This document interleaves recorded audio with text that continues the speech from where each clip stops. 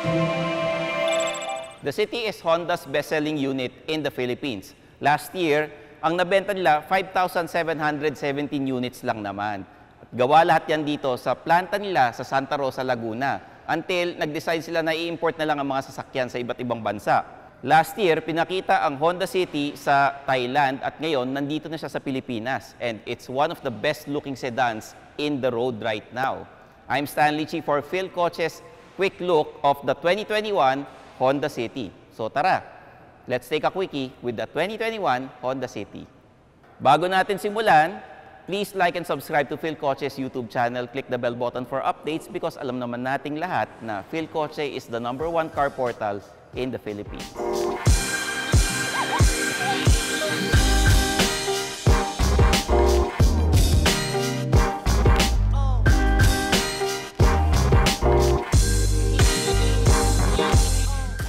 Etong 2021 Honda City is redesigned from the ground up. Tsaka 5th generation na ito sa bansa natin. Sa ibang bansa, 7th generation na ito ng Honda City.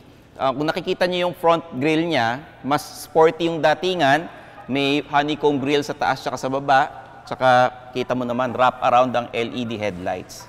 Kung napansin nyo itong black honeycomb grill niya sa harapan dito, may logo tsaka may RS na emblem. Ang ganda. Etong 2021 Honda City, kamukha na ng Honda Civic tsaka Honda Accord.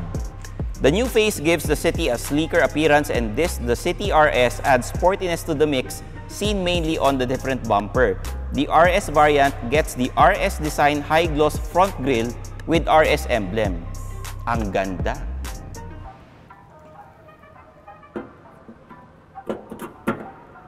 Yung 2021 Honda City may bagong makina. Kung napansin nyo 1.5-liter 4-cylinder DOHC engine retaining engine output at 119 horsepower and 145 Nm of torque, similar to the outgoing model. Transmission is likewise carried over Honda's Earth Dreams CVT. The engine is known for its efficiency but unfortunately, wala tayong diesel version nito tsaka yung 1.0 turbocharged variant. May standard alloy wheels tayo para sa 2021 Honda City. Pero itong RS, 16 inches with the new design. So ano masasabi niyo mga viewers? Comment lang kayo. McPherson strut suspension at front, torsion beam at the rear, ventilated disc brakes sa harap at drum brakes sa likod. Dito sa side, may revised character lines along the doors. At kung napansin nyo dati, nandito yung signal lamps niya, ngayon, andito na. Pansinin niyo yung side mirror ng RS variant black to add the sportiness kasi pang sporty nga ito. 2021 City features revised character lines along the doors. Side mirrors with integrated turn signal lamps have been moved from the front quarter glass. Yung wheelbase ng 2021 Honda City, kapareho lang sa dati. Pero overall, mas malaki to. Kung napansin nyo dito sa likod, ni-redesign itong tail lamps na wrap around din at mas pansinin yung pagiging LED niya. Mas maliwanag. May vertical na reflector, tsaka meron tayong carbon print na carbon print na na diffuser. Tapos pansin nyo to, shiny black na spoiler. Ang ganda. Mas type ko yung likod kaysa sa harap. Dito sa likod ng Honda City, kung napansin nyo, may pindutan. Tapos maluwag kasi ang malalagay mo sa loob 519 liters. Yung dati, 536 liters. Hindi naman masyadong ramdam. Ayos lang, kasya ako sa loob.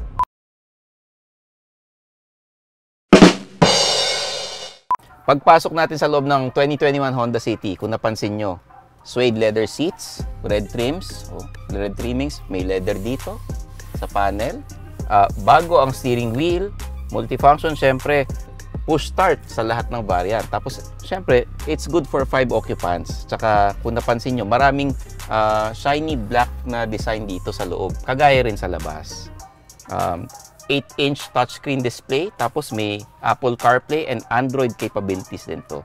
Tsaka, pansinin nyo naman, ito, dalawang USB na saksakan. Kung papansinin nyo, yung aircon dito sa bagong City, knobs na. Kaya, salamat, Honda. Pagpasok natin dito sa likod ng 2021 Honda City, kung napansin nyo, may 3 seatbelts, may ISOFIX na pangbata, at yung gitna, pwedeng gawing armrest. May lagayan pa ng kape. Tapos dito may saksakan para sa mga tulad kong saksakan ng pogi. Saka ang pinakamaganda rito, bukod sa may aircon sa likod, tamang-tama pag mainit ang panahon at pag mainit ang aksyon. Lamig! Wow! More! The price for the 2021 Honda City is here.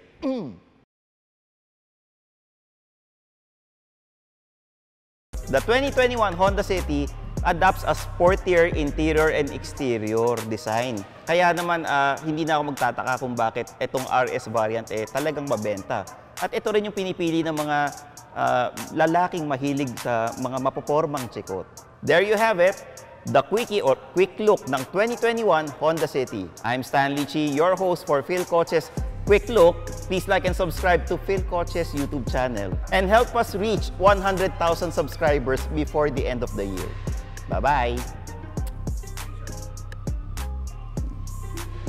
Thanks for watching. Don't forget to subscribe to Phil Coche, the country's #1 online car portal.